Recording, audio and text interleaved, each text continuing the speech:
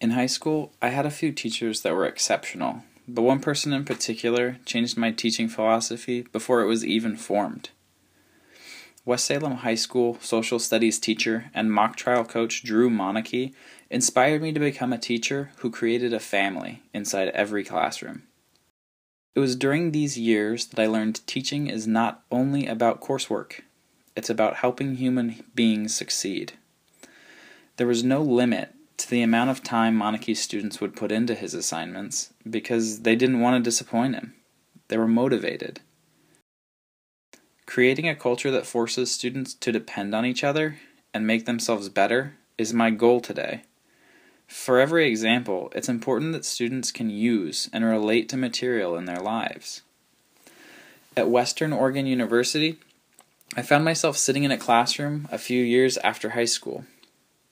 I listed and learned methods that we use in teaching today. I laughed as an example of teaching through meditation was presented. What a joke, I said. They have clearly run out of things to talk about in this text. No student can benefit from sitting in a room with their eyes closed. After learning about scaffolding and the variety of viable and questionable ways that students can be engaged, I was taken back. How did Monarchy succeed? What methods did he use? How did he gain so much respect from students? How did he create a thirst, a hunger inside us? Common ground. Monarchy taught us that unless we buy into what he was teaching and the family he was creating, nothing could grow. That statement is as true now as it was then.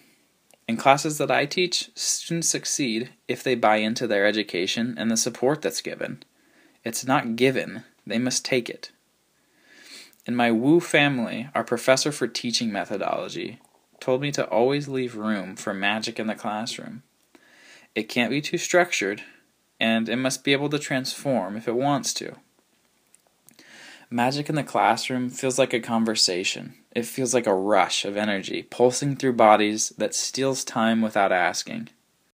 There are days that are taxing, but for every week of tough days, there's one perfect day, one perfect class, minute, or even moment. My dad says that's why so many people play golf. It just takes one beautiful swing, one perfect moment, and it sets us on our path again. That's the magic that motivates students. That's what they buy into.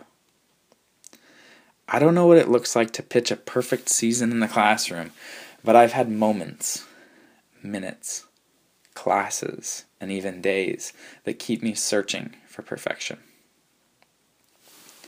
This lesson will stay with me because I don't believe that there is such thing as a perfect lesson. Teaching is a leader, guiding human beings towards success in the subject at hand. It takes experience. Although I have my moments now, time and dedication will help me continue to grow.